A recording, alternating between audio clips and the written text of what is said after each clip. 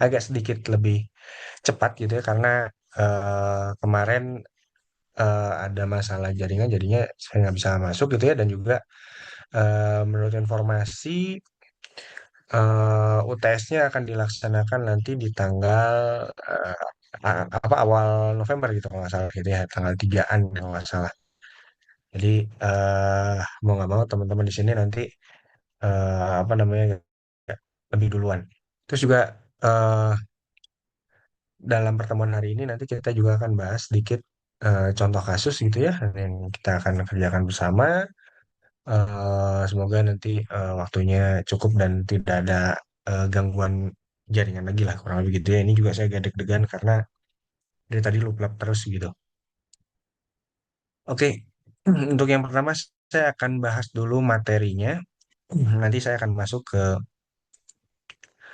apa namanya contoh kasus kurang lebih gitu. Jadi untuk yang materi pertama saya akan bahas sorry sedikit mereview dari apa yang kita sudah pelajari kemarin. Yang kita sudah pelajari kemarin adalah mengenai bagaimana eh, mendapatkan kecepatan rencana, yang mana kecepatan rencana sendiri adalah kecepatan yang digunakan untuk mendesain geometrik. Jadi yang nanti untuk mendesain seperti apa radiusnya, seperti apa kemiringannya, dan yang lain-lain gitu ya. Lalu kemarin juga kita sudah bahas mengenai jarak pandang, sorry, jarak pandang. Nah, cuma nanti kalau misalkan kita ngerujuk ke peraturan yang baru, maka jarak pandangnya rumusnya cuma satu. Kalau yang sebelumnya rumusnya cukup banyak gitu ya. Tapi kalau misalkan dilihat dari variabel yang muncul, maka tidak ada perbedaan. Kecuali kalau misalkan kita bicara untuk jalan, sorry, untuk jarak pandang jalan bebas hambatan. Nah, selanjutnya kita akan coba diskusi mengenai daerah bebas samping, yang mana daerah bebas samping ini diperlukan pada saat didesain tikungan. Tujuannya adalah untuk mendapatkan eh, apa namanya sudut yang pas kurang lebih begitu ya, sudut yang pas sehingga kendaraan itu bisa berbelok tanpa terhalang daripada objek-objek yang ada di pinggir jalan kurang lebih begitu. Nah, kalau misalkan teman-teman lihat di sini ada dua rumus yang atas sama yang bawah gitu ya, yang satunya M, yang satunya E. Apa sih bedanya begitu ya? Nah, ini dulu saya ambil dari pedoman jalan bebas hambatan, satunya adalah jalan antar kota. Nah, kalau misalkan dilihat di sini ya hampir sama aja rumusnya begitu ya. Nah, kalau misalkan mau dilihat di sini ada dua kondisi yang mana daerah bebas samping ini sangat dipengaruhi oleh jarak pandang henti atau SS ini gitu ya.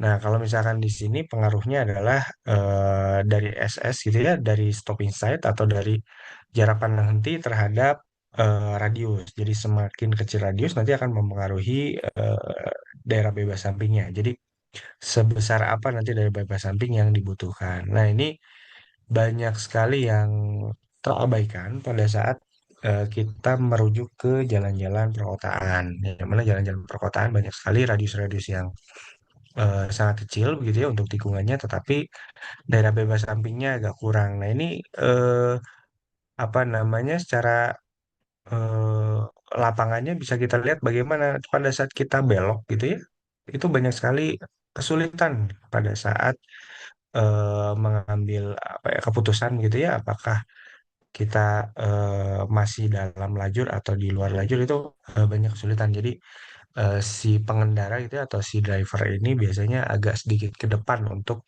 memastikan bahwa dia itu masih masuk ke dalam lajur. Karena kalau misalkan belok kan perlu ancang-ancang kurang lebih gitu ya. Nah, ini ancang-ancang ini kalau daerah bebas sampingnya terbatas ini agak repot juga gitu kalau misalkan untuk ngeceknya. Nah, itu eh, daerah bebas samping. Nah, kalau misalkan di daerah antar kota biasanya di segmen pegunungan ini yang biasanya daerah bebas sampingnya yang banyak terganggu. Nah, ini untuk kondisi tebing-tebing yang terjal dan yang lain-lain ini biasanya membutuhkan apa ya penyesuaian kembali biasanya begitu. Nah, banyak sekali kalau di zaman dulu gitu ya. banyak sekali yang tikungan-tikungan tajam di daerah pegunungan begitu, yang mana eh, untuk mengantisipasi supaya kendaraan yang akan belok dan yang arah sebaliknya tidak saling mengambil lajur gitu, biasanya dikasih klakson gitu ya, tin gitu kan, atau ditandain dengan klakson. Tujuannya adalah untuk apa ya, memberi syarat supaya kendaraan yang ada di arah lawan atau di arah sebaliknya itu mau lewat. Nah, ini berkembang gitu ya. Jadi kepercayaannya juga agak melenceng jauh gitu kan kepercayaannya. Kalau mau aman lewat situ, maka aman itu dalam arti tidak diganggu, nggak kecelakaan gitu ya. Halnya kaitannya terhadap hal yang mistis itu biasanya dikelaksonin gitu ya. Nah, kenapa kok lebih mudahnya ditakut-takutin kayak gitu? Karena orang kita itu ndableknya ampun-ampunan gitu. Lebih baik ditakut-takutin supaya jadi apa namanya? Jadi aware lah kurang lebih gitu ya. Nah, cuman banyak yang menggeser gitu ya. Fungsinya tadi bukan mengklakson tapi melempar eh, sebungkus rokok dan yang lain-lain kurang lebih begitu. Nah, ini agak sedikit gua hanya kebangetan lah di pranknya lah kurang lebih begitu ya. Jadi kalau misalkan mau aman lempar ngerokok gitu ya. Nah, di sini bukan saya tidak percaya dengan hal yang mistis, bukan, tetapi apakah pada saat melempar itu bisa aman gitu ya? Atau juga bukannya malah aman, malah eh, menyumbang sampah kurang lebih gitu ya. Gitu. Nah, ini kaitannya sama daerah bebas samping. Nah, daerah bebas samping ini banyak sekali digunakan untuk radius-radius kecil dan juga untuk segmennya adalah segmen pegunungan biasanya begitu. Nah, kalau misalkan di jalan-jalan tol gitu daerah bebas sampingnya apakah dipakai Pak? Ya dipakai juga, cuman untuk yang apa ya mungkin segmen-segmen tertentu lah kurang lebih begitu ya. Kenapa? Karena kita tahu bahwa radius-radius di jalan tol itu lumayan cukup besar. Lalu ada panjang bagian lurus. Nah, panjang bagian lurus ini adalah panjang yang eh, dipertimbangkan pada dua bagian tikungan yang berdekatan. Yang mana jangan sampai nanti, sorry, panjang bagian lurus ini digunakan untuk daerah-daerah yang mempunyai kontur yang cukup datar.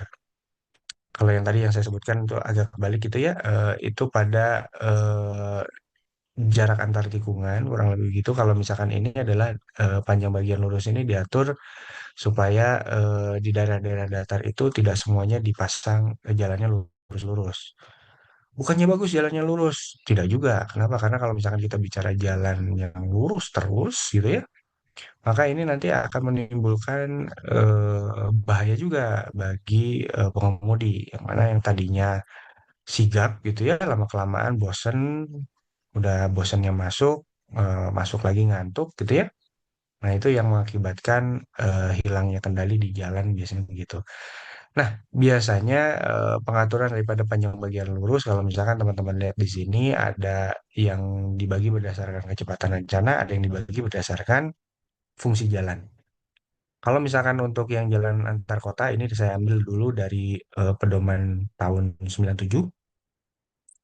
Kalau misalkan fungsi jalannya adalah fungsi arteri, maka panjang bagian lurus maksimum yang diizinkan pada kondisi datar itu hanya sampai 3 kilometer saja. Jadi jalannya lurus 3 kilometer, nah setelah 3 kilometer pasti nanti dibelokin gitu ya. Belok, nanti lurus lagi, belok lagi gitu. Ini maksimum. Nah, kalau misalkan untuk di jalan tol, maka tergantung daripada kecepatan rencana. Semakin tinggi, semakin panjang. Jadi kalau misalkan kecepatannya 140 km per jam, maka panjang bagian lurus yang diizinkan itu sampai 5.850 atau sampai 5 kiloan gitu ya. Nah, 5 kiloan kerasa nggak untuk 140 km per jam pada saat lewat ya nggak kerasa. Atau juga kalau misalkan kita cek radiusnya maka paling kecil ini biasanya di ribuan kurang lebih gitu, di seribuan atau di 1.500-an. Bayangkan belokannya atau tikungannya dengan radius 1 kiloan gitu ya. Gede juga. Kenapa gede? Ya karena kecepatannya besar. Nah, bicara soal daerah bebas, bebas samping, lalu bagian lurus ini nanti ke depannya ada kaitannya terhadap tikungan. Nah, kenapa di jalan itu yang titik beratnya di tikungan? Karena di tikungan itu ada gaya yang eh, terjadi itu pada saat kita belok ke kanan, biasanya ada gaya yang mendorong kita ke kiri, kurang lebih gitu, bukan ke kanan, kurang lebih gitu ya. Nah, gaya apakah itu? Gaya tersebut adalah gaya sentrifugal. Nah, gaya sentrifugal ini terjadi pada saat kendaraan itu melintas di tikungan, yang mana gaya tersebut terjadi kalau misalkan teman-teman lihat di gambar itu adalah hubungan antara radius eh, tikungan atau radius putar terhadap kecepatan kendaraan yang lagi berjalan. Jadi semakin kecil radiusnya, semakin besar kecepatannya, ini akan membuat gaya sentrifugalnya akan semakin besar. Kenapa? Karena gaya sentrifugal yang terjadi sendiri ini ada hubungannya terhadap percepatan daripada kendaraan dengan eh, massa daripada kendaraan. Jadi semakin berat juga nanti akan berpengaruh semakin besar. Nah, bagaimana untuk mengatasi gaya sentrifugal di tikungan? Untuk mengatasi gaya sentrifugal di tikungan ada beberapa eh, gaya yang bisa mengimbangi kurang lebih begitu. Yang pertama dilihat daripada gaya geseknya. Semakin kesat gitu ya, gaya geseknya antara ban dengan permukaan aspal, maka di situ tercipta apa namanya kuncian lah kurang lebih begitu ya. Jadi kendaraan itu tidak mudah untuk terpental. Tapi kalau misalkan gaya geseknya kecil gitu ya, atau bisa dibilang sangat licin, katakanlah gitu jalannya licin, maka ini potensi terpentalnya atau potensi akan tergelincirnya akan sangat besar. Maka gaya gesek daripada eh, bagian melintangnya sendiri ini dipengaruhi oleh tekanan ban, jenis dan kondisi ban gitu ya. Jadi kalau misalkan tekanan ban, kalau teman-teman lagi jalan gitu ya, naik kendaraan, biasanya kendaraan roda dua yang sangat berasa. Kalau lagi kempes dan dia belok, itu biasanya agak kepleset-kepleset kurang lebih gitu ya. Nah itu gaya geseknya lagi kecil.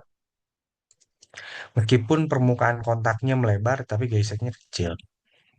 Lalu jenis dan kondisi ban. Nah, ini kalau yang senang otomotif biasanya nanti eh, apa ya punya jenis ban yang beda-beda kan gitu ya. Ada yang all terrain, ada yang apa namanya? eh, apa itu? Aduh, yang saya sih nyebutnya ban pacul gitu ya. Ada lagi yang nanti jenisnya kalau untuk eh, anak-anak muda perindapan mah ada yang apa namanya ban cacing kurang lebih itu yang kecil-kecil begitu itu ya. Nah itu mempunyai koefisien gesek yang berbeda-beda. Lalu kekasaran daripada permukaan perkerasan. Nah kita tahu bahwa permukaan perkerasan sendiri atau jenis daripada perkerasan beda-beda nih, gitu ya. Jadi perkerasan lentur, perkerasan kaku. Kalau perkerasan lentur tergantung daripada alur kurang lebih gitu ya, alur yang dibuat. Kalau dari jenis betonnya sih ya nggak ada pengaruhnya.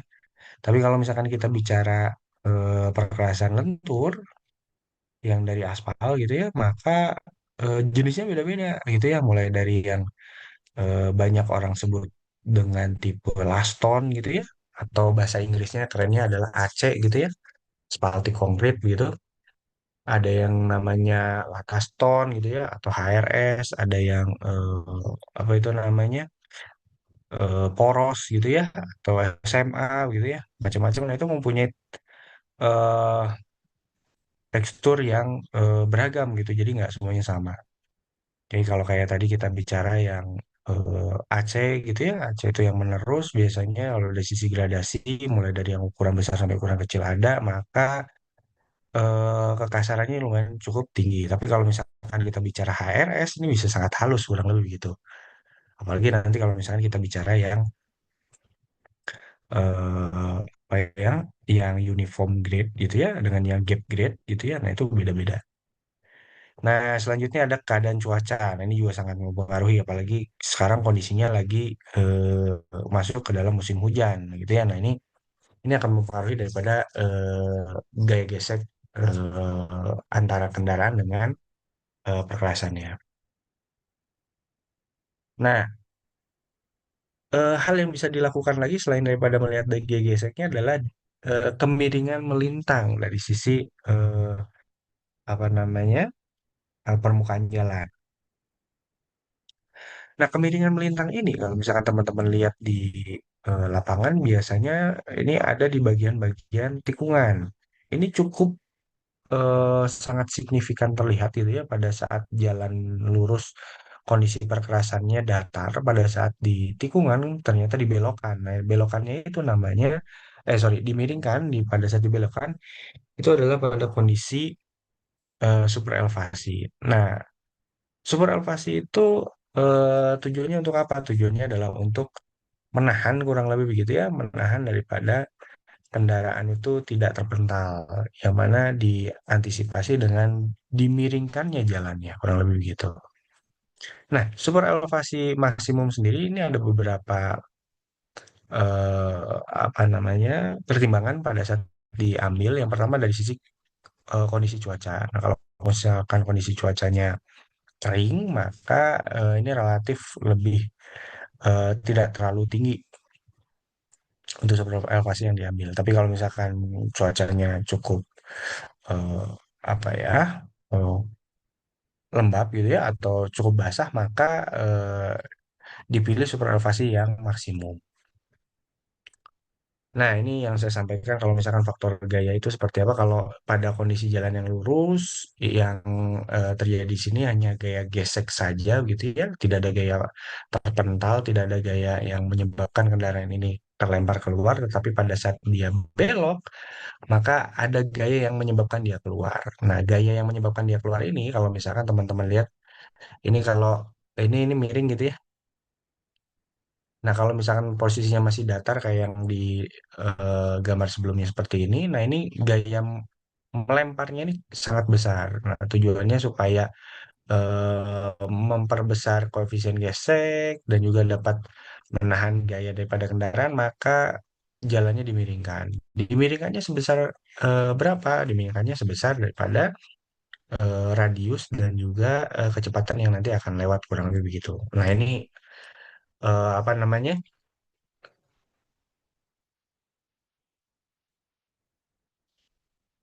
Gaya-gaya yang keluar kurang lebih begitu. Nah, ini apa disederhanakan maka keluar nilai ini. Nah, nilai ini yang mana nanti akan digunakan untuk mencari radius minimum. Jadi radius minimum itu adalah salah satu fungsi daripada koefisien gesek ban terhadap perkerasan, lalu ada super elevasi yang mana ini dipengaruhi oleh kecepatan yang akan lewat, kurang lebih gitu, kecepatan kendaraan yang lewat. Dan ini adalah gaya-gaya yang bekerja di tikungan. Jadi, eh, apakah pada kondisi lurus atau pada kondisi menikung yang kita harus cek? Ya, sebenarnya pada kondisi yang menikung gitu ya. Kalau lurus mah mau segimanapun ya boleh-boleh aja. Cuman balik lagi tergantung daripada kondisi tadi. Nah, kalau misalkan teman-teman lihat di apa namanya pedoman, maka nanti acuannya beda lagi gitu ya. Kalau yang tadi acuannya adalah dari fungsi, kalau untuk jalan tol dari kecepatan. Nah, kalau misalkan untuk yang eh, apa namanya di SE 2021 bisa saja tidak dua itu, bisa saja yang lain gitu. Oke, ini adalah materi yang eh, pertama. Lalu kita coba lanjut materi selanjutnya gitu ya. Nah, ini eh, tidak terlalu banyak karena di materi yang ini kita akan membahas tentang sorry eh, kriteria desain. Nah, untuk apa digunakan kriteria desain? Karena kalau misalkan kita bicara jalan, maka lingkupnya itu nggak kecil gitu ya, nggak nggak pendek kurang lebih gitu. Jadi jalan itu lumayan cukup panjang-panjang, mulai dari misalkan yang paling pendek ada 10 kilo gitu ya, ada 20 kilo, mungkin paling panjang ada 200 kilo gitu kan. Nah, kalau misalkan kita bicara lingkupnya seperti itu, kebayang dong kalau misalkan tidak kita tetapkan apa saja sih yang jadi pedomannya gitu ya. Nah, ini biasanya dituang dalam kriteria desain. Nah, kriteria desain ini sebenarnya sudah diatur dalam peraturan menteri. Jadi kalau misalkan teman-teman mau cek apa saja isinya, maka bisa lihat ke peraturan menteri. Nah, ini yang saya rangkum dari peraturan menteri nomor 11 tahun 2011. Eh, nomor 7 tahun 2011 gitu ya. Nah, ini mulai dari kecepatan rencana. Nah, kecepatan rencananya sendiri yang diusulkan dalam kriteria desain untuk jalan yang panjangnya berapa meter itu nanti teman-teman bisa cek gitu ya, butuh panjang jalannya berapa. Lalu selanjutnya ada eh, parameter daripada potongan melintang, mulai daripada lebar lajurnya berapa gitu ya, untuk tipe yang seperti apa, bahu dalam, bahu luarnya seperti apa. Lalu ada median, mediannya opsional gitu ya, apakah jalannya bertipe menggunakan median atau tidak begitu. Lalu ada jarak pandang tinggi dan jarak pandang dahului. Nah, jarak pandang tinggi ini biasanya akan digunakan untuk tipe terbagi maupun tidak terbagi. Sedangkan untuk jarak pandang mendahului ini opsional gitu ya.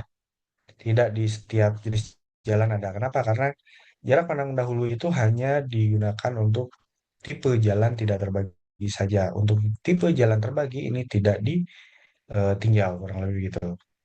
Ada daerah bebas samping, lalu ada parameter aliran horizontal seperti jari-jari tikungan minimum dan yang lain-lain sampai aliran vertikal. Kenapa itu semua ditetapkan gitu ya atau diterapkan? Tujuannya adalah supaya pada saat nanti mendesain jalan mulai dari STA 0 atau kilometer katakanlah gitu ya sampai stasiun tertentu tidak kerepotan menggunakan yang mana. Jangan sampai di bawah minimum dan jangan sampai nanti di luar apa yang disyaratkan gitu. Nah, ini adalah yang kriteria desain. Nah, selanjutnya untuk yang eh tikungan. Nah, tikungan sendiri kita kenal ada tiga jenis, ada full circle, ada spiral circle spiral, dan juga ada spiral spiral. Kalau misalkan ini disingkat ada FC, ada SCS, ada SS.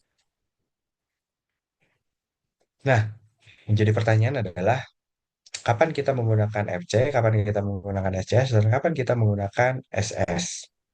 Izin Pak, Kenapa? Karena kalau misalkan kita izin Pak, bicara jalan, tidak mungkin hanya satu jenis jalan apa tikungan aja kurang lebih gitu ya. Semuanya pakai izin Pak, FC, Pak, semuanya pakai CS.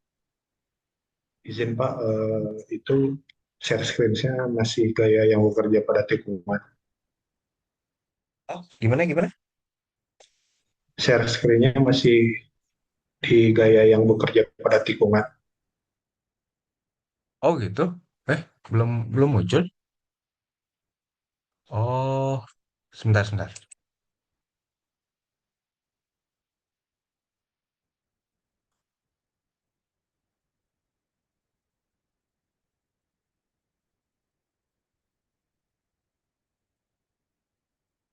Oke. Udah muncul? Sudah Pak. Oke oke. Jadi tikungan sendiri kita kenal ada tiga kurang lebih gitu ya. Ada SCS, ada SS, dan juga ada C. Nah,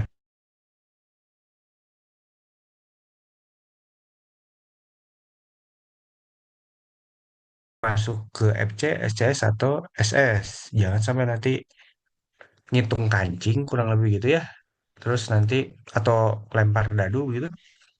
Jadi untuk tikungan yang pertama masuknya ke jenis apa? Jangan sampai seperti itu. Nah, yang jadi pertanyaan adalah bagaimana? eh, menentukan eh, di apa ya, point of intersection gitu ya atau titik perpotongan itu tikungan mana yang kita pilih gitu. Nah, sorry, ada nggak sini? Eh, oke ini ya. Nanti saya akan balik lagi ke atas.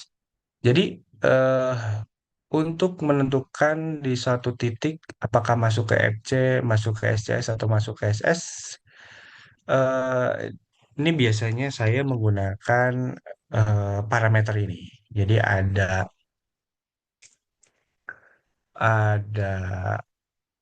LC, ada P, dan juga ada E. Ada tiga parameter ini. Jadi kalau misalkan kan teman-teman bikin jalan begini ya, wah, manjang terus kan itu ya. Ini dari awal, ini akhir, gitu. Nah, ini tikungan yang pertama. Aduh, sorry.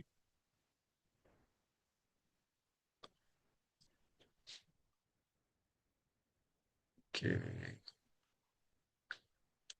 Ini tikungan yang pertama pakai tipenya yang apa gitu ya. Aduh, sorry jelek. Apakah FC atau SCS atau SS gitu ya. Nah, kita ngelihatnya dari sini.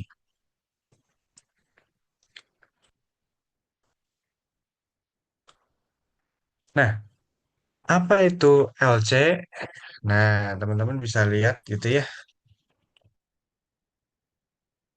Sorry. Apa itu LC? Nah, teman-teman bisa lihat di sini. LC sendiri adalah panjang lingkaran. Yang mana panjang lingkaran ini diperoleh daripada rumus yang ada di tikungan full circle atau FC.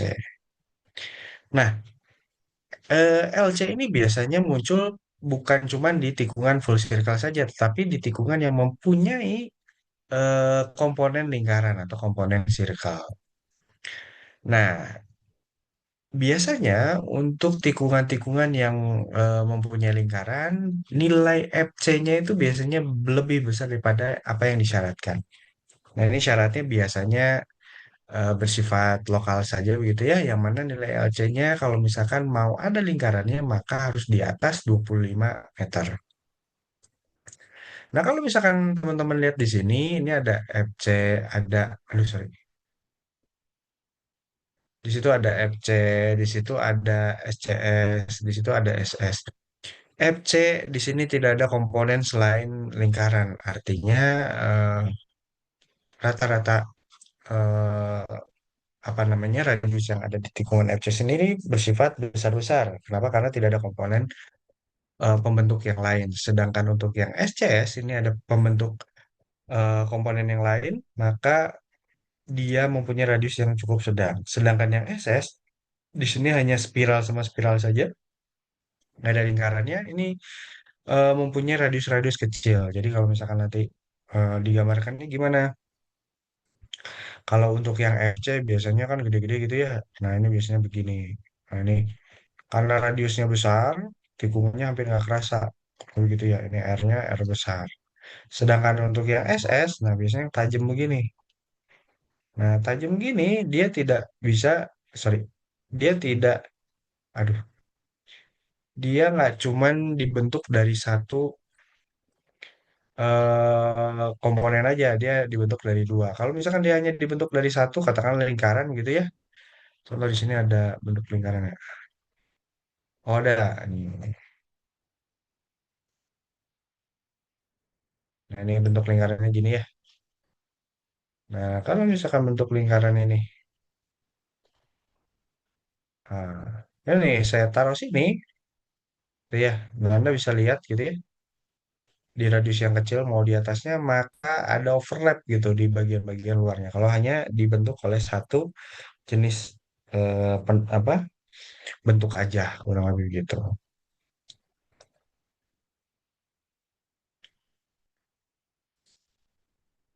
Nah, selanjutnya adalah nilai P. Apa itu nilai P? P itu adalah perubahan daripada bagian lurus ke bagian lengkung. Nah, biasanya perubahan daripada bagian lurus ke bagian lengkung ini terjadi di tikungan-tikungan spiral, yang mana perpindahannya dari bagian lurus ke bagian lengkung ini cukup kelihatan langsung cukup gede, nggak patah kayak tadi gitu ya. Kalau misalkan teman-teman menggunakan yang lingkaran. Nah, kalau misalkan kita mau bagi, maka untuk jenis tikungan full circle, karena di sini tidak ada spiralnya atau tidak ada komponen pembentuk yang lainnya gitu ya, maka biasanya nilai P-nya kecil. Jadi perubahan dari bagian lurus ke bagian lengkungnya itu kecil-kecil. Sedangkan untuk yang apa namanya spiral gitu ya, semuanya spiral, maka biasanya nilai P-nya besar-besar. Karena mulai dari bagian lurus ke bagian lengkung itu bisa kelihatan langsung signifikan kurang lebih begitu. Nah, selanjutnya adalah nilai E atau nilai super elevasi. Apa itu super elevasi? Super elevasi itu adalah perubahan daripada kondisi melintang yang tadinya datar menjadi miring dengan nilai tertentu. Nah, kalau misalkan teman-teman lihat di SNI gitu ya, atau di pedoman gitu, maka nanti akan keluar tabel seperti ini. Nah, tabel seperti ini, teman-teman bisa lihat ini ada korelasi antara radius dengan super elevasi. Semakin besar radiusnya, semakin mirip dengan kondisi bagian lurus. Maka di sini disebutkan dengan LN atau lengkung normal. Bahasa Inggrisnya kalau misalkan kita rujuk ke ASTO, maka nanti akan keluar NC, normal crown, kurang lebih begitu. Jadi kemiringan yang normal.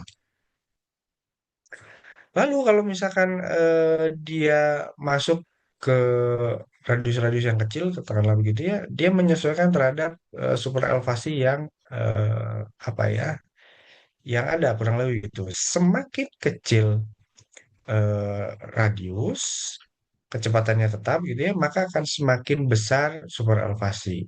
Jadi supaya mengantisipasi tidak terlemparnya kendaraan, maka super elevasinya dibesarkan.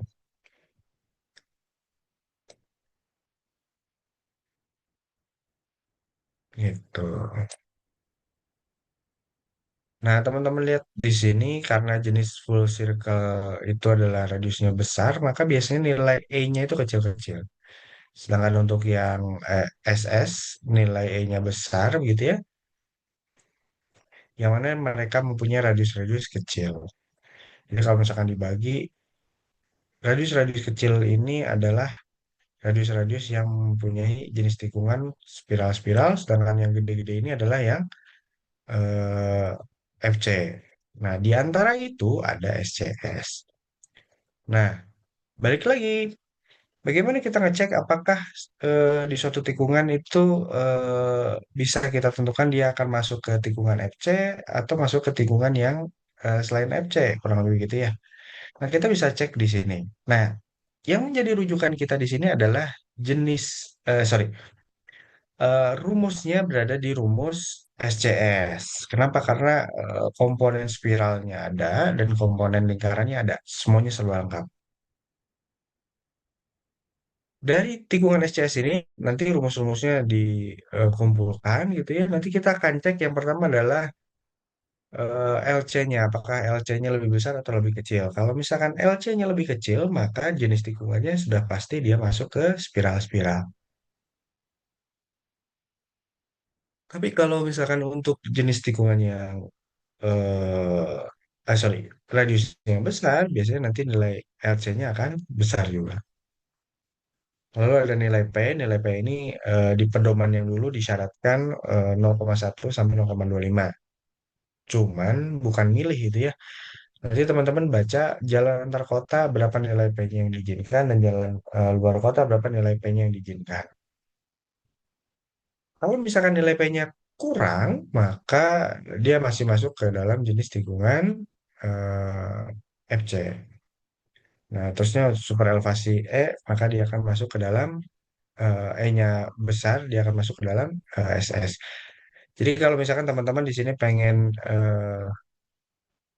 apa namanya, pengen menilai gitu ya.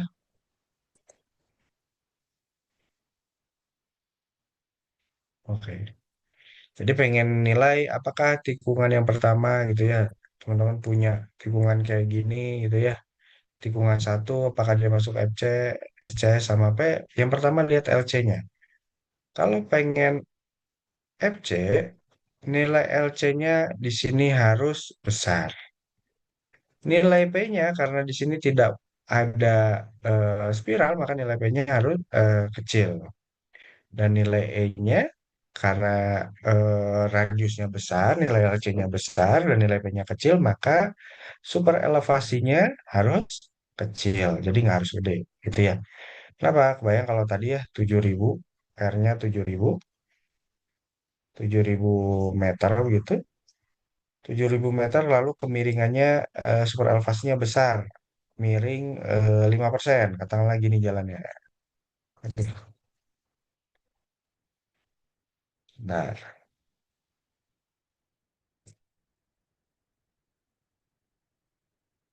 nah, kan jalan normalnya digambarkannya seperti ini ya. Ini tengahnya, ini center line, ini arah pergi, ini arah pulang.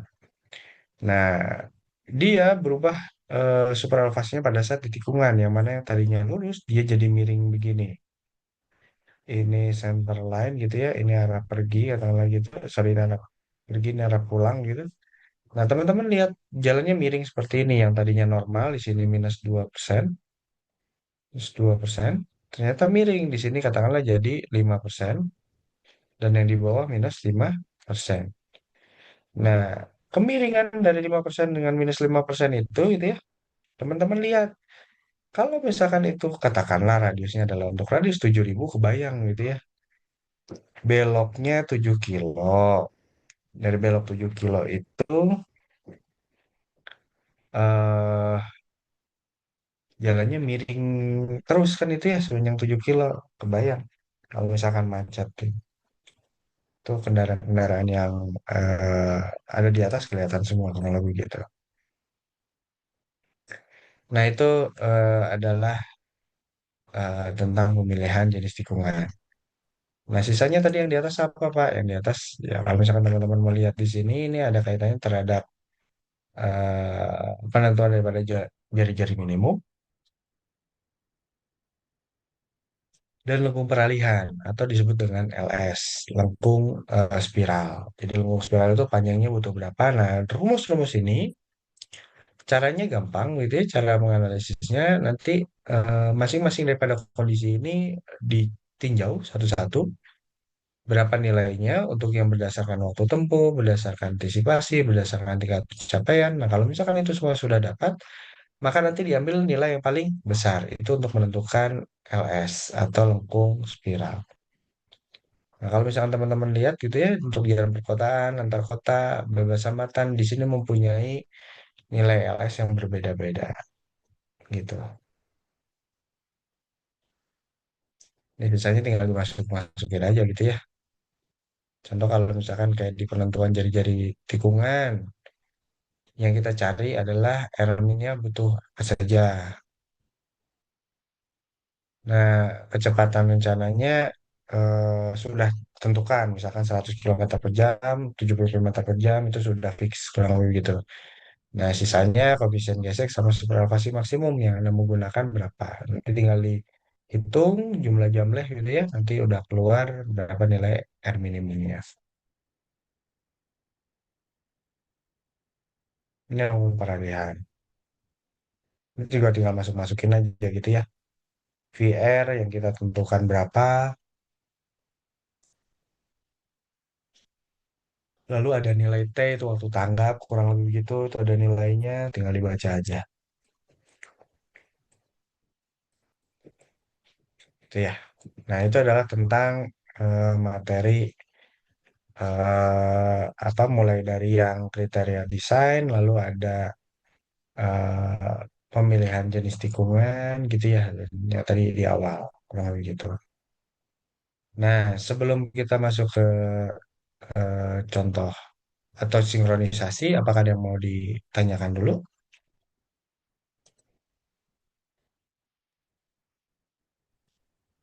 Pak,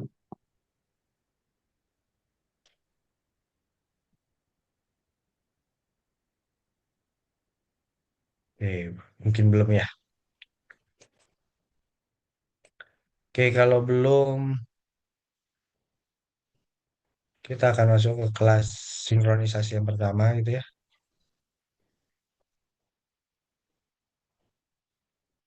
Nah, kalau misalkan teman-teman lihat gitu ya, di kelas sinkronisasi ini saya bagi dua antara yang analisis dengan yang perancangan. Nah, katakanlah di sini ada eh,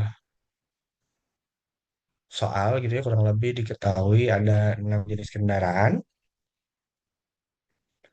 Lalu ditanyakan untuk satu ruas jalan, yang mana kelas jalannya adalah masuk ke dalam kolektor sekunder, tipenya tanpa median.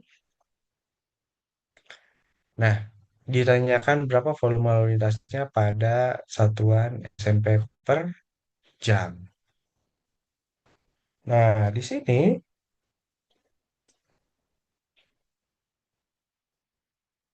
teman-teman bisa cek gitu ya, apa sih bedanya kendaraan per jam dengan SMP per jam. Nah, ini jadi perbedaan antara kendaraan per jam dengan SMP per jam adalah eh, apa namanya kondisinya. Yang mana kalau misalkan kendaraan per jam itu semua jenis kendaraan di jalan itu semuanya kita hitung. Jadi nggak ada perbedaan gitu ya. Mau yang kecil, mau yang gede dimasukin semua. Nah, yang jadi masalah adalah komposisi yang lewat itu tidak selalu sama. Misalkan yang 15 menit sebelumnya dengan yang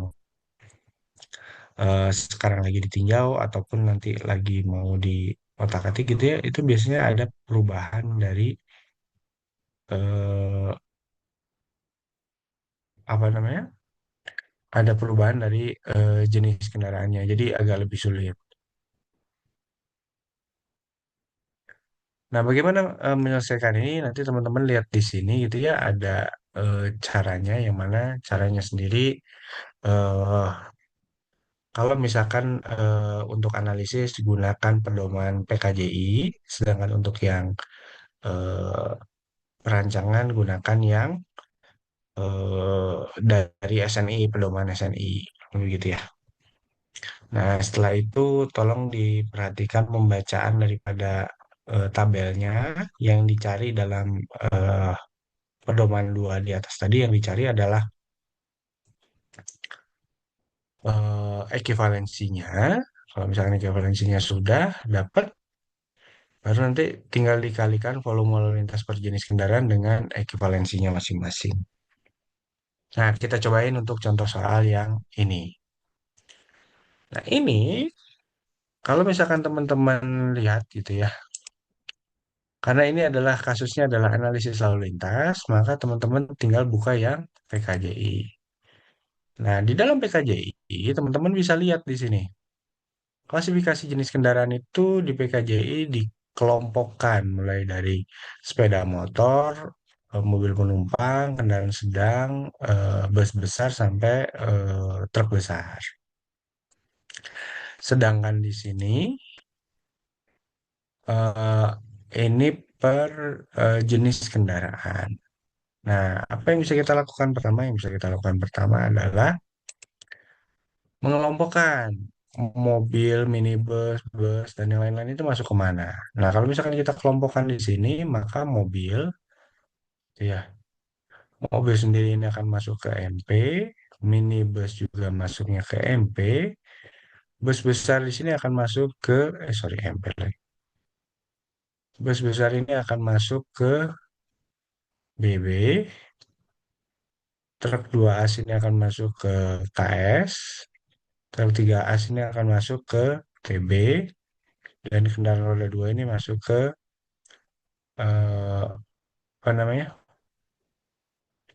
SM.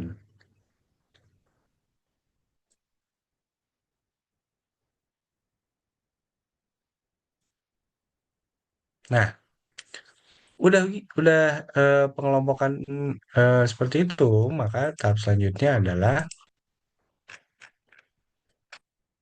cari ekivalensinya. Karena di soal tadi menyatakan adalah kelas jalan kolektor sekunder, maka jenis jalan kolektor sekunder itu masuk ke dalam jenis jalan perkotaan. Nah, di PKJ-nya silakan dibuka untuk jalan perkotaan. Nah, jalan perkotaannya teman-teman bisa lihat gitu ya. Ini masih jalan bebas hambatan.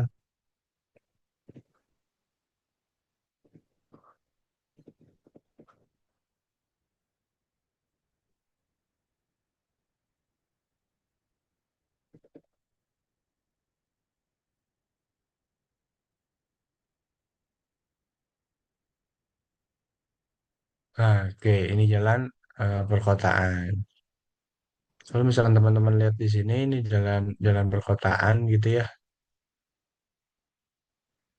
Nah, yang kita cari adalah nanti di keranjang lalu lintas adalah EMP ini. Jadi EMP yang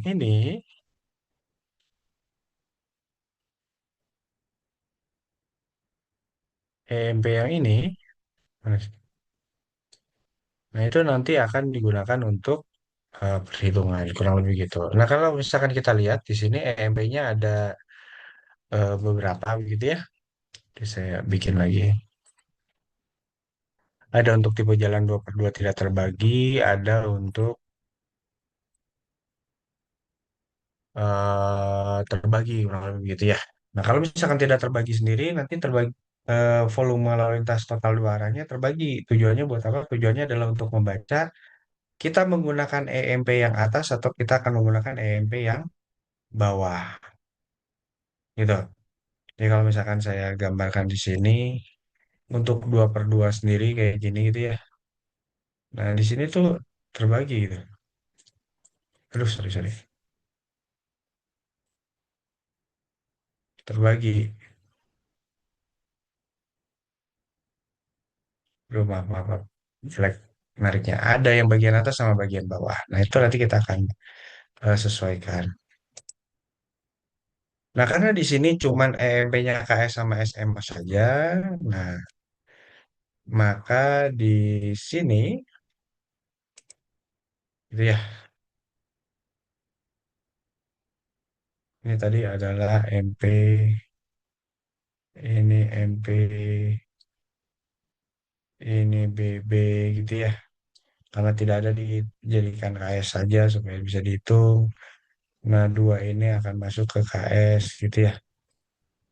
Dan ini masuknya ke SM.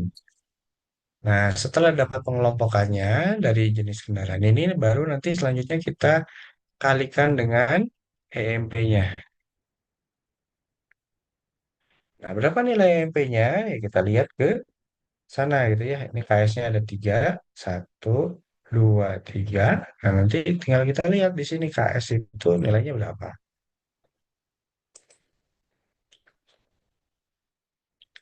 Nah, kalau KS-nya ada 2, ada yang 1,3 sama 1,2, maka kita harus milih. Apakah volume total lalu lintas dua arahnya kurang daripada 1.800 atau lebih daripada sama dengan 1.800? Kalau misalkan lebih daripada sama dengan 1.800, maka gunakan yang PKS-nya yang 1,2. Kalau kurang, maka gunakan yang 1,3.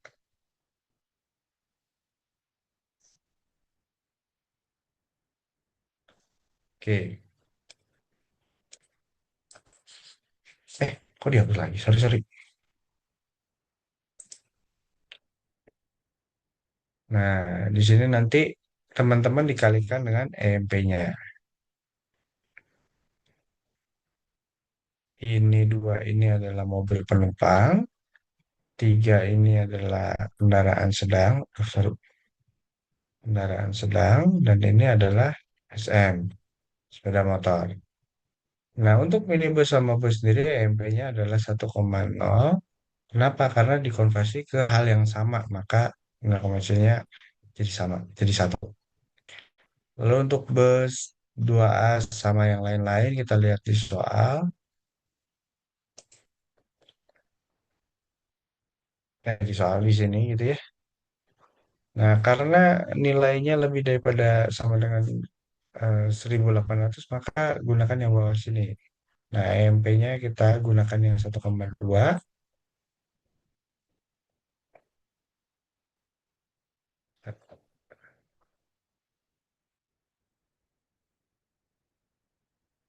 Nah, ini kalau misalkan teman-teman cek ke sini PKJI maka nilainya adalah 1,2.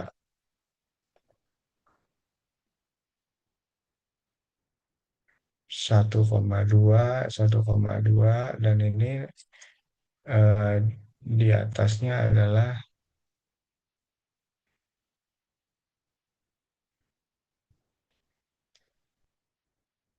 eh, mana sudah ditaruh? 0, katakanlah bahunya lebih daripada 6, 0,25.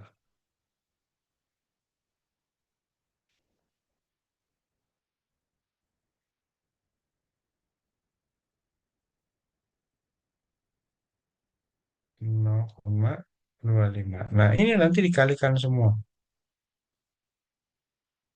Ini dikalikan, nunggu ya, itunya.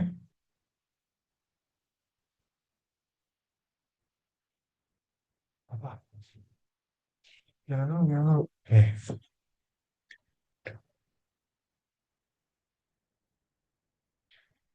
Dikali itu, dikali EMP-nya, nanti kalau misalkan sudah selesai, tinggal ditotalkan. Nanti ini satuannya adalah sudah SMP per jam.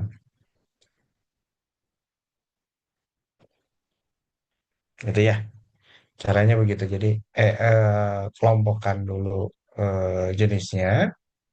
Udah dapat kelompok jenisnya, cari EMP-nya berdasarkan formula lintas yang ada. Lalu nanti tinggal dikalikan antara yang per jenis dengan yang eh EMP kelompoknya, kurang lebih begitu. Nah, kalau sudah nanti ditotalkan, maka diperoleh volume lalu lintas dalam kendaraan per SMP per jam. Nah, nanti kalau misalkan teman-teman lihat gitu ya, ada yang jomplang gitu. Kalau misalkan kendaraan per jam ini kita jumlahkan dengan yang apa ya, teman-teman konversi menggunakan eh, PKJI gitu ya, nanti ada perbedaan totalnya kalau yang satunya 11 ribuan, yang satunya 5 ribuan, kurang lebih begitu. Itu yang eh, mengubah kurang lebih gitu ya. Ada yang mau ditanya sebelum saya lanjut? Pak mau nanya Pak saya, Mangga? Pak untuk di yang tadi MPKS itu kan kurang dari lebih dari diambilnya lebih dari 1.800. Oke. Eh, itu 1.800 tuh yang KS aja atau seluruh kendaraan Pak? Oh enggak, untuk seluruh kendaraan. Nah, nanti dibacanya yang EMPKS-nya segini, yang EMPSM-nya segini, untuk yang lebar jalurnya kurang dari 6 sama dengan 6 meter, kurang dari sama dengan 6 meter, kalau lebih daripada 6 meter segini, gitu. Ini untuk keseluruhan total kendaraan, Oh, baik-baik. Kirain saya KS aja yang dijumlahin gitu. Ternyata semuanya ya. semua. Baik, Gitu. makasih Pak. Oke. Jadi gitu ya, gampang ini mah tinggal dikaliin aja selesai. Nah ini gede-gede tapi Pak kan itu ya, ini namanya juga contoh itu ya. Nanti kalau misalkan teman-teman survei nggak segede gini kok, paling cuma berapa ratus dalam per jam.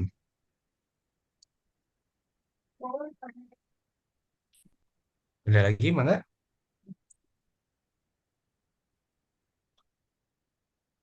Pak, yang yang mobil itu yang kali 0,1 itu belum ngerti, Pak. yang Oke, ya oke. ya Jadi, sama kendaraan un- roda dua yang kali 0,25 itu, Pak. Maaf. oke. J- eh, jadi untuk yang mobil ini, kenapa EMP-nya satu gitu ya? Mobil ini kendaraannya satu karena eh, mobil minibus dan yang lain-lain, kalau misalkan kita lihat ke PKJI, itu saya naikin ke atas dulu ya. Ini teman-teman kalau misalkan eh mau ini dia, mau lihat itu juga mangga. Nah, kalau misalkan teman-teman lihat di sini, ini ada mobil-mobil ini kurang lebih begitu ya. Ada MPV, ada SUV gitu kan, ada minibus kayak gini. Ini semuanya masuk ke dalam jenis MP. MP itu apa? MP itu adalah mobil penumpang. Yang mana mobil penumpang sendiri ini terdiri daripada sedan, jeep, dan yang lain-lain. Nah, EMP itu untuk apa? EMP itu adalah untuk menyetarakan dari yang di jalan kan kita lihat nih ada berbagai jenis kendaraan seperti ini gitu ya. Ada bus kecil, ada bus 3/4, ada bus besar, ada truk besar, kurang lebih semuanya ada di jalan kurang lebih gitu ya. Nah, ini untuk mempermudah pengecekan eh, kapasitas di jalan, maka dijadikan satu jenis dari yang berbagai jenis ini dijadikan satu jenis. Jenisnya kemana? Jenisnya adalah ke sini. Jadi ibarat kayak mengkonversi. Jadi ini kan eh, kelompoknya masuk ke MP. Jadi kayak dikonversi. Mobil, minibus, dan yang lain-lain ini adalah masuk ke MP. Yang mana MP sendiri adalah mobil penumpang. Nah, mobil, minibus, dan yang lain-lain itu adalah masuk ke dalam mobil penumpang. Kita konversi menjadi mobil penumpang. Maka nilai konversinya adalah satu. Gitu. Beda kalau misalkan kita mengkonversi daripada sepeda motor menjadi mobil penumpang. Nah, kalau misalkan dari sepeda motor menjadi mobil penumpang, maka konversinya tidak satu lagi. Kenapa? Karena motor ini beberapa kalinya, mobil ini beberapa kalinya sepeda motor, kurang lebih gitu ya. Jadi mungkin dibutuhkan 2 sampai 2,5 motor gitu ya untuk bisa jadi mobil penumpang. Cuman eh, nilainya adalah tergantung daripada eh, apa namanya volume lalu lintas total 2 arah tadi. Kalau misalkan nilainya adalah di atas 1.800 maka dengan lebar lebih daripada 6 meter, katakanlah 6,3 meter gitu ya untuk jalannya, maka nilai MP-nya adalah 0,25. Gitu diambilnya begitu. Tinggal langsung diambil aja nilainya. Gitu kan. Itu Iya, tujuannya mau konversi. Jadi ibarat kayak teman-teman di sini beli ember. Aduh, sorry. iya, ya Pak. Iya, Embernya kalau misalkan diisi kayak ada batu gitu ya, ada beras dan yang lain-lain gitu kan. Kalau misalkan punya kapasitas embernya 30 liter, katakanlah cukup masing-masing daripada itu dimasukinnya per 1 liter. Nah, ternyata nanti komposisinya dirubah. Dirubahnya misalkan ada satu yang hilang aja gitu ya. Tapi yang hilang itu ditambahin ke eh, material yang lain. Misalkan berasnya jadi ditambahin. Bukan 1 liter lagi, berasnya ditambah 2 liter. Nah, pertanyaannya pada saat dimasukkan apakah tetap sama atau kelebihan atau kurang? Nah, itu yang jadi masalah. Supaya mudah, maka ember tadi kalau misalkan kita mau lihat isinya dia bisa nampung 30 liter, udah aja masukin air 30 liter kurang lebih gitu ya dalam takaran gitu. Kalau misalkan dia bisa ditampung air 30 liter, maka ya memang betul wadahnya bisa menampung 30 liter. Nah, kalau di jalan diasumsikannya kayak gitu.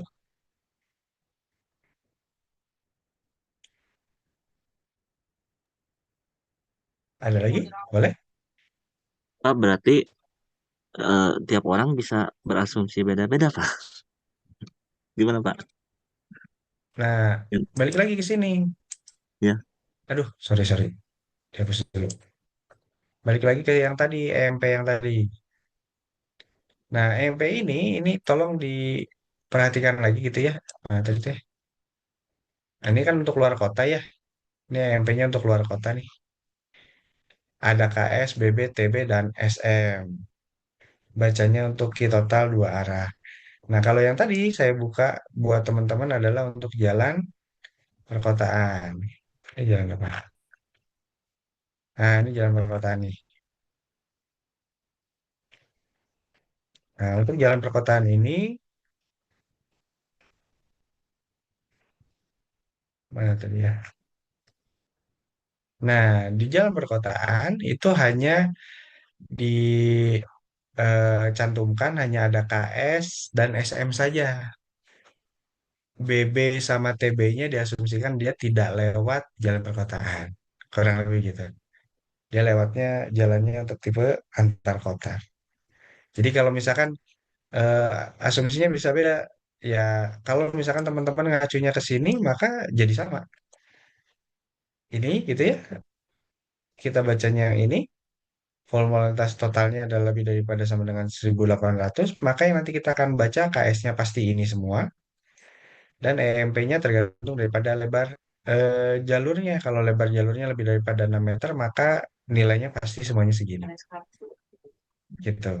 Kenapa nggak Oke. pakai yang atas? Kalau pakai yang atas yang ini kondisinya kurang dari 1.800. Gitu. Iya, ya Pak. Jadi hati-hati ya penentuan EMP. Ini untuk Mm-mm. dilihat aja. Di sini untuk jalan perkotaan. Nah, kalau saya geser ke atas tadi gitu ya, jalan antar kota gitu atau luar kota, maka EMP-nya beda lagi.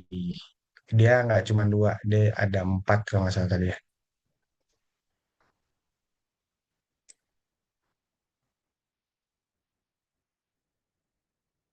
Nah ini dia.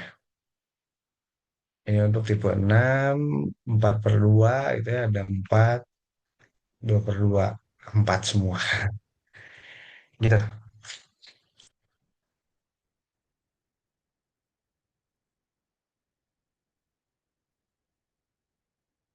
Boleh ada lagi?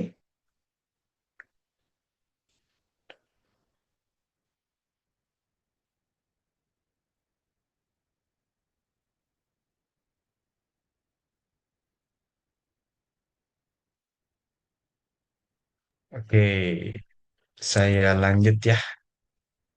Nah ini yang tadi. Jadi kalau mau di screenshot mangga gitu ya. Jadi intinya adalah ini dikalikan dengan EMP-nya gitu ya masing-masing daripada ini nanti dijumlahkan itu sudah berubah menjadi SMP per jam.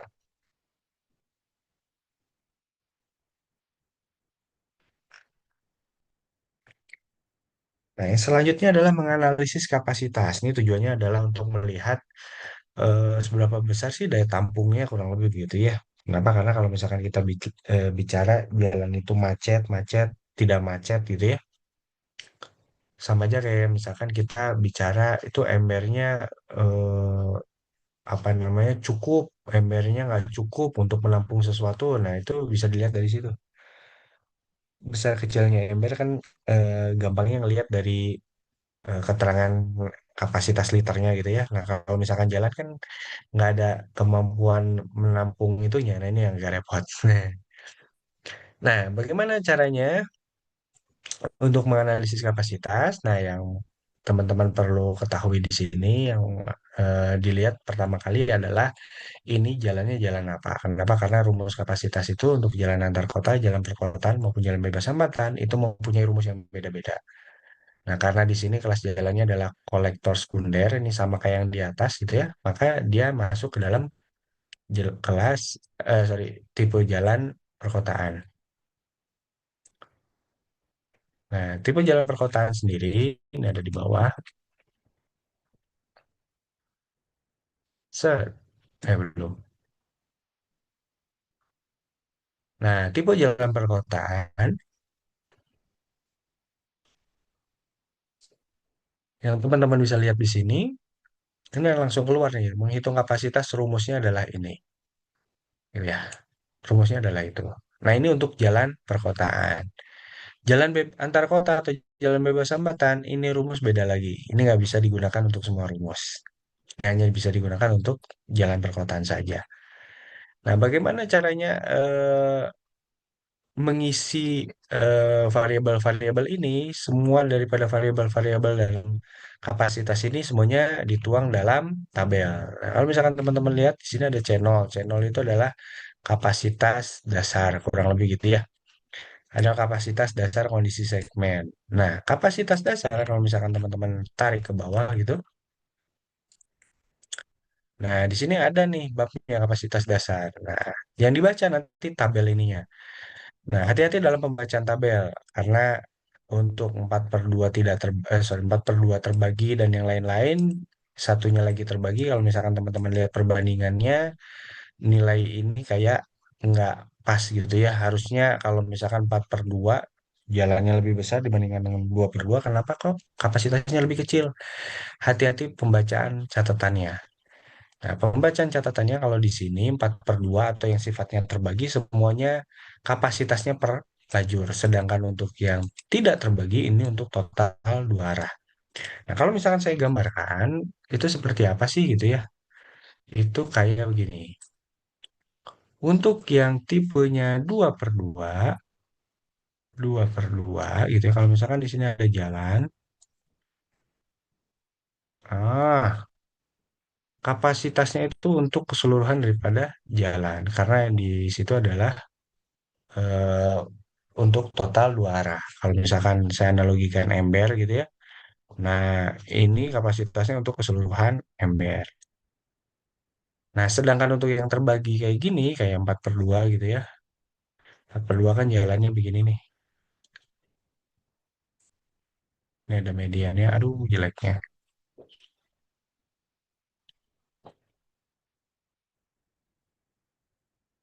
Aduh, sorry, sorry.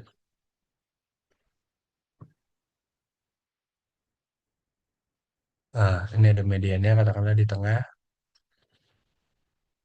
Eh,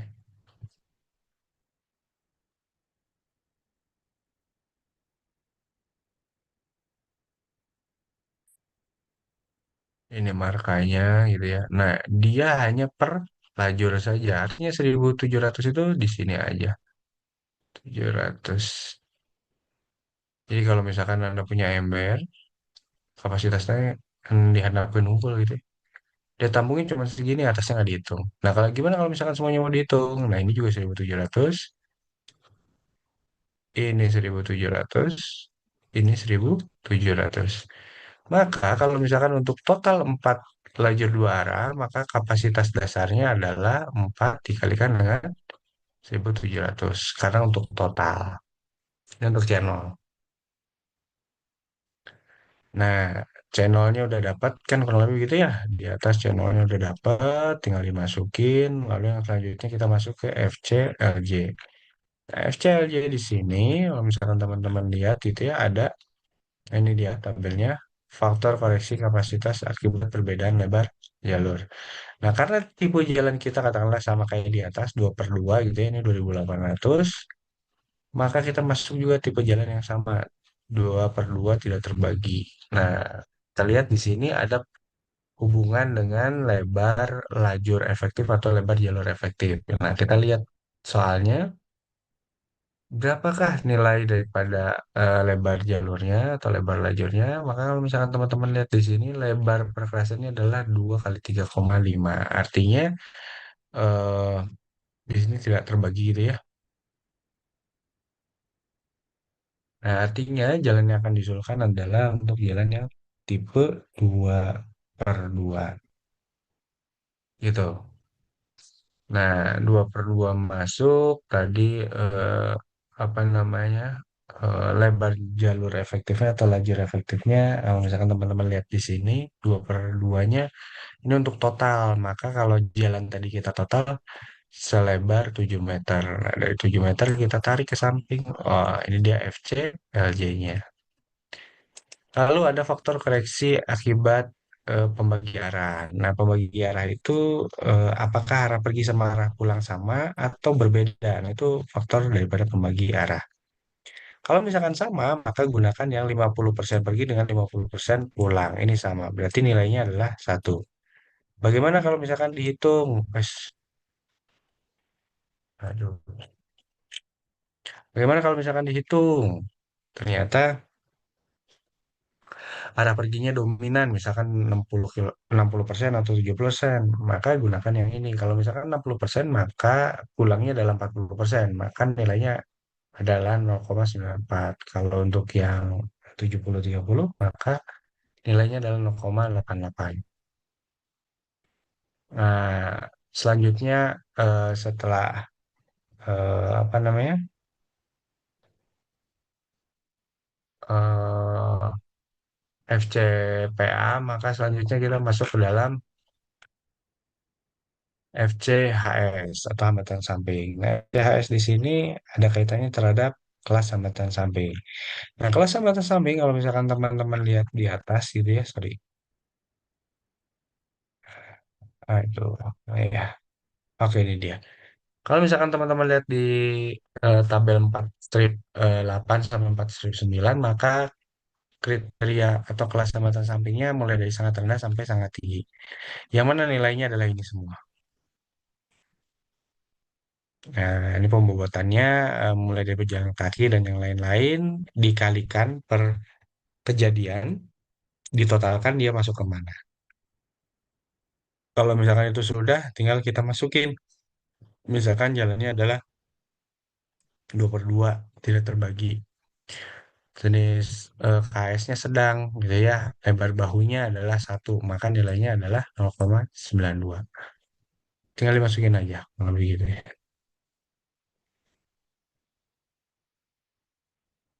Nah, satunya lagi adalah ukuran kota. Nah, ukuran kota ini ada kaitannya terhadap ukuran juta jiwa atau jumlah penduduknya.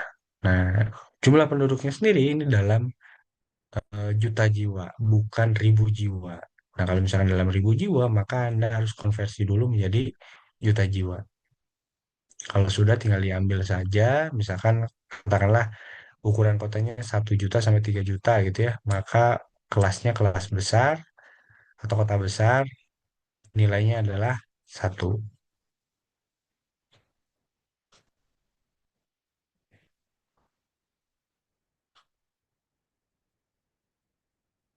Gitu ya, tinggal dimasukin satu-satu.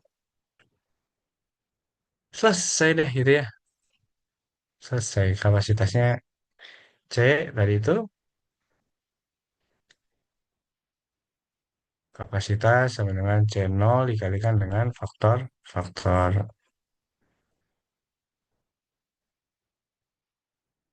Nah, lalu sisanya nanti kalau misalkan sudah dikalikan, dijumlahkan, maka nanti eh, bisa diputuskan kurang lebih gitu ya.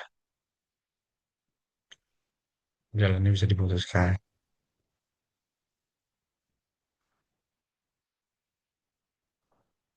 Oke, ada yang mau ditanyakan? Boleh?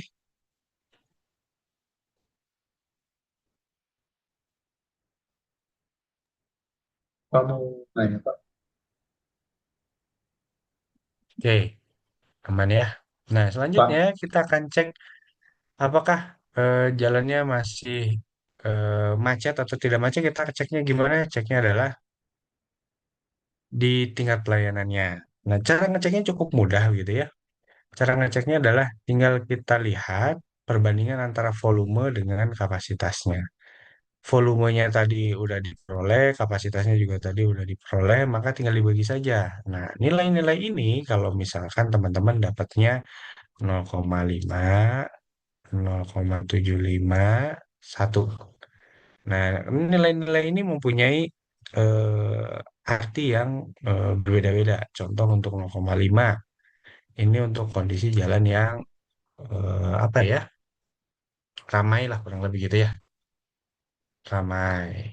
Nah, sedangkan 0,75 ini sudah padat,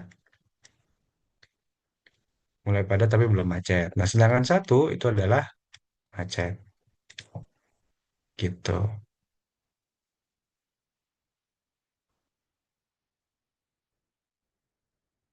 gitu. Boleh? Ada yang mau ditanyakan? Boleh?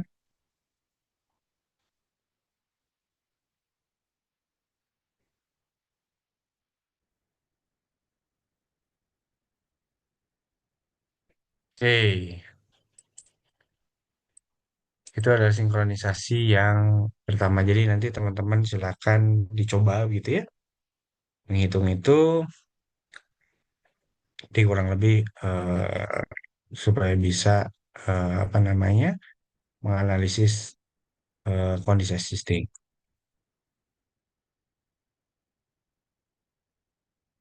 Oke, baik. Sebelum ditutup, apakah ada yang mau ditanyakan? Boleh. Itu pakai PKJI gitu ya. Nanti silakan dicobain aja sama teman-teman yang ada di sini gitu ya. Ini masuk ke sini nilainya berapa saja silakan dicobain. Pak, untuk halo Pak, Yuk, Pak kalau minggu depan UTS, kisi-kisinya apa ya Pak? Boleh minta nggak Pak? kalau untuk mungkin perhitungannya sampai sini, tapi kalau untuk materinya yang saya share di grup kurang lebih begitu. Kalau untuk teori-teorinya, gitu. Yang Jadi buat ini mungkin nanti kisi-kisi, ya eh, kalau untuk yang hitungannya mungkin yang sampai sini kurang lebih itu. Jadi nanti silakan dicobain gitu ya. Nah, saya mungkin agak beda dengan dosen yang lain. Kenapa nggak mau ditulis sekalian gitu ya, supaya teman-teman bisa nyobain kurang lebih gitu. Jangan takut salah gitu ya. Karena nanti kalau misalkan apa namanya ternyata pas dianalisis nilainya aneh, nanti teman-teman bisa lihat sendiri kok gitu. Jadi nggak usah takut. Cobain aja dulu. Caranya begitu. Itu untuk hitungan. Tapi kalau untuk teorinya ngikutin dari yang tadi ya, dari tadi yang saya sudah share di grup dari awal sampai yang tadi sudah saya share di grup, gitu ya.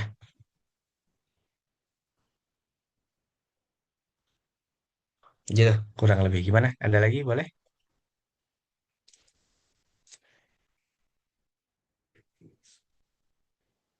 Pertemuan tiga belum ada gitu?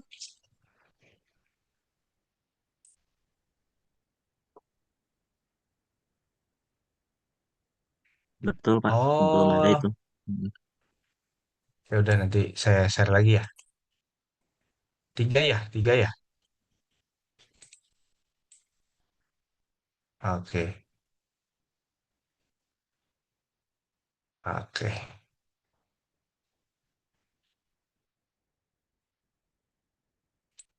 oke. Gimana? Ada lagi? Boleh? Nggak usah pusing gitu ya ujiannya.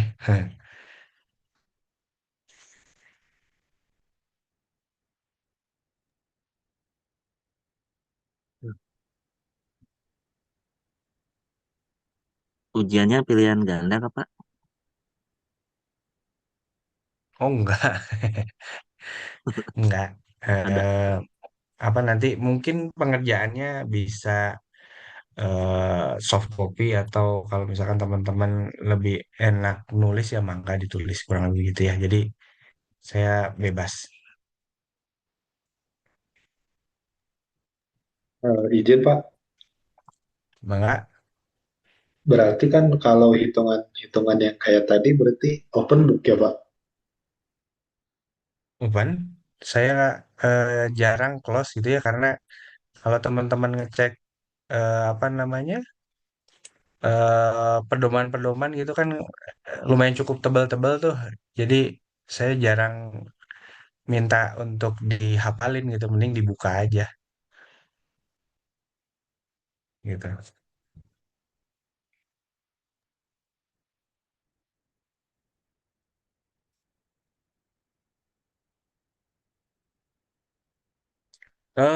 Kalau di akhir nanti sampai galian timbunan. Kalau di akhir nanti, kalau suluk di pinggirnya sih untuk lerengnya biasanya tergantung daripada kondisi kanan kiri, apakah di bagian timbunan atau di bagian galian kurang lebih gitu. Cuman itu sih nggak terlalu ngikat sih kalau menurut saya. Yang ngikat biasanya nanti di kemiringan jalan sama di memanjang jalan biasanya, Pak. Gitu. Itu mah nanti tapi setelah UTS gitu.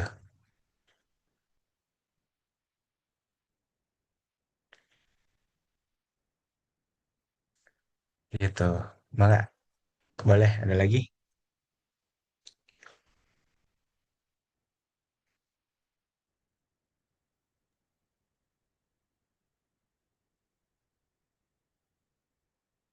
Jadi nanti mungkin sampai sana gitu ya. Kalau apakah pakai software belum gitu ya karena di perkuliahan geometriknya eh, belum apa dicantumkan untuk software dulu. Biasanya softwarenya nanti kalau di regulernya ada mata kuliahnya sendiri biasanya begitu. Nanti di sana. Tapi kalau teman-teman mau coba mau nggak aja gitu ya. Coba softwarenya mau nggak.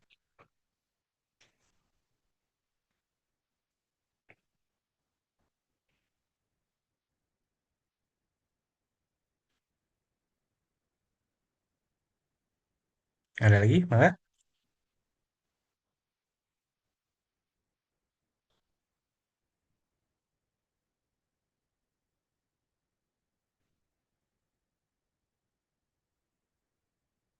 Oke, mungkin cukup mungkin ya. Oke, baik kalau misalkan tidak ada lagi yang ditanyakan, mungkin tadi eh, apa namanya eh, lingkup untuk UTS-nya sampai tadi kurang lebih gitu ya. Jadi nanti teman-teman silakan dipelajari. Kalau misalkan ada apa-apa, mangga silakan berdiskusi. Baik, kalau misalkan begitu, supaya tidak terlalu malam lagi, mungkin saya cukupkan dulu untuk perkuliahan kita kali ini. Saya tutup. Assalamualaikum warahmatullahi wabarakatuh. Waalaikumsalam Waalaikumsalam. warahmatullahi wabarakatuh. Hatur nuhun. Puji Mangga, dulu. mangga. Ya, izin lip ya. Iya, Pak.